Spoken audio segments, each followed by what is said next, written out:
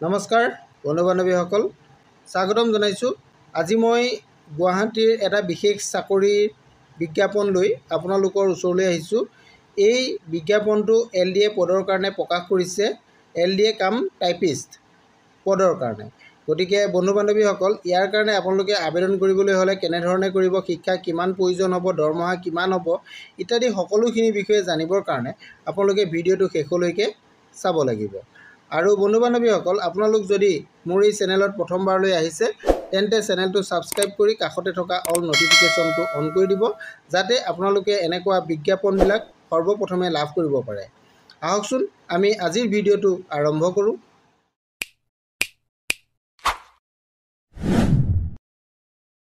নমস্কাৰ বন্ধু বান্ধৱীসকল, আপোনালোকক আজি যিটো বিজ্ঞাপন দেখাব বিচাৰিছোঁ, বিজ্ঞাপনটো আপোনালোকে নিশ্চয় দেখা পাইছে। এইটোৱে বিজ্ঞাপনটো গুৱাহাটীৰ পৰা প্ৰকাশিত হয়। গুৱাহাটীৰ পৰা 26 জুন তাৰিখে বিজ্ঞাপনটো প্ৰকাশ কৰিছিল। এই বিজ্ঞাপনটোৰ যিখিনি পদ আছে, পদকেইটা হৈছে LDA পদ। এইটো মই আপোনালোকক দেখাই দিব বিচাৰিছোঁ। পদটো আপোনালোকে চাওক, পদটোৰ সবিশেষ ইয়াতে আপোনালোকে চাব পাৰিব। LDA কাম টাইপিষ্ট, এইটো নিশ্চয় আপোনালোকে দেখিছে। ইয়াত এটা পদ আছে আৰু পদটো হৈছে আনৰিজাৰ্ভ, অৰ্থাৎ কোনো কেটেগৰীৰ কাৰণে ইয়াৰে ৰিজাৰ্ভেশ্যন কৰি দিয়া হোৱা নাই।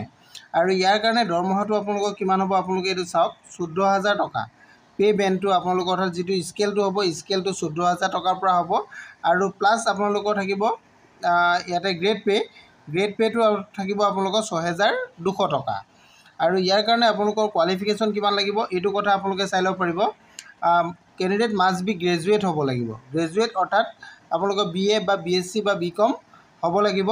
এনি ডিচিপ্লিনত আপোনালোকে পাছ কৰিব লাগিব। আৰু পাৰ্চেণ্টেজ আপোনালোকৰ 55% মাৰ্ক থাকিব লাগিব।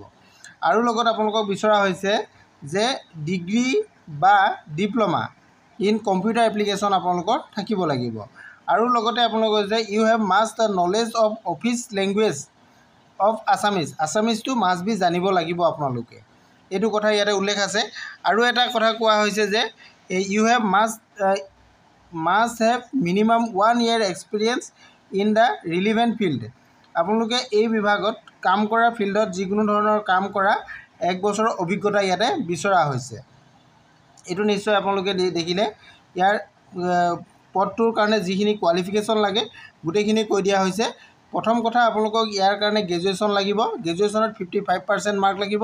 আৰু লগতে আপোনালোকৰ কি লাগিব, ডিপ্ল'মা লাগিব বা ডিগ্ৰী লাগিব কম্পিউটাৰ এপ্লিকেশ্যনৰ। আৰু আপোনালোকে অসমীয়া শুদ্ধকৈ বা ভালকৈ জানিব লাগিব আৰু ক'ব পাৰিব লাগিব, তেতিয়া আপোনালোকে এই পদটোৰ কাৰণে আবেদন কৰিব পাৰিব। আৰু এই পদকেইটাৰ কাৰণে আপোনালোকৰ বয়সৰ সীমাৰ কথা আছে। বয়সটো 1/1/2025লৈকে ধৰা হ'ব।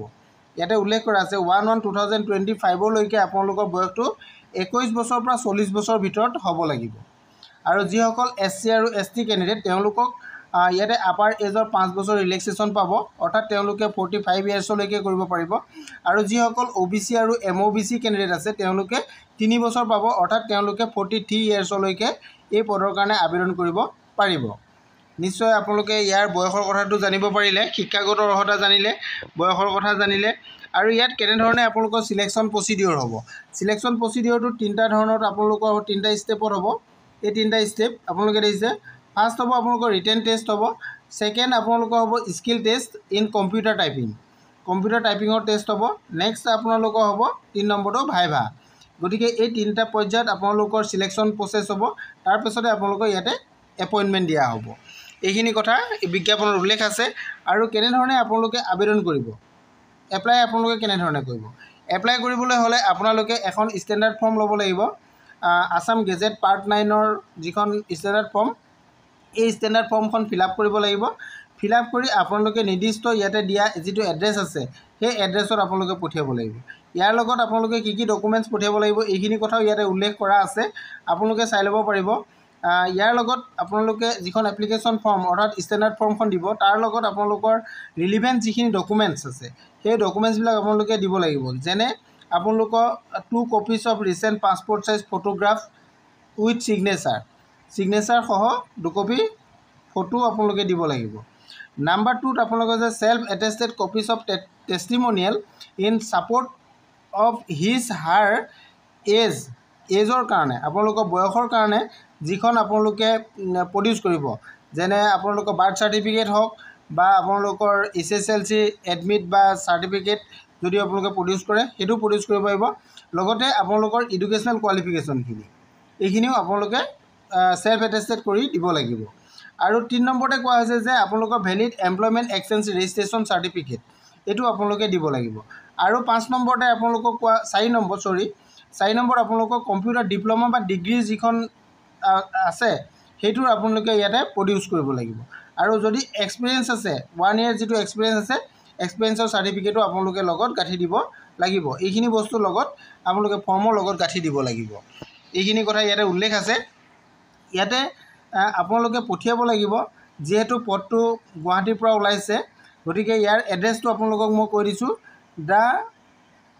এইটো আপোনালোকে এড্ৰেছটো চাই লওক। এইটো এড্ৰেছটো মই যিটো বল্ড কৰি দিছোঁ এইটোৱে ইয়াৰ এড্ৰেছটো।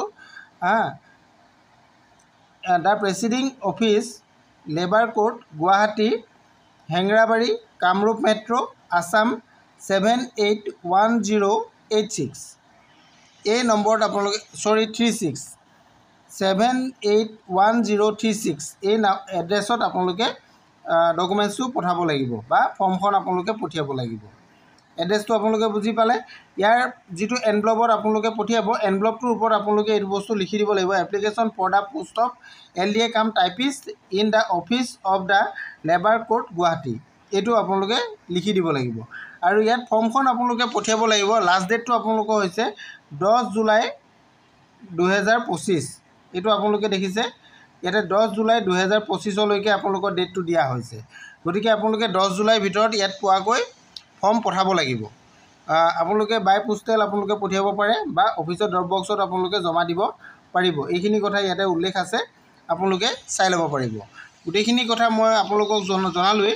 আৰু সবিশেষ যদি কিবা জানিব বিচাৰে তেনেহ'লে আপোনালোকে ইয়াৰ অফিচিয়েল ৱেবছাইট আছে, অফিচিয়েল ৱেবছাইটত গৈ বিজ্ঞাপনটো ডাউনলোড কৰি লৈ তাৰ পৰাও আপোনালোকে সবিশেষ জানি ল'ব পাৰিব। আৰু যদি কিবা বিশেষ জানিব বিচাৰে তেনেহ'লে আপোনালোকে মোলৈ কমেণ্ট কৰিব পাৰে। মই কমেণ্ট কৰিলে মই আপোনালোকক সহায় কৰিবলৈ চেষ্টা কৰিম।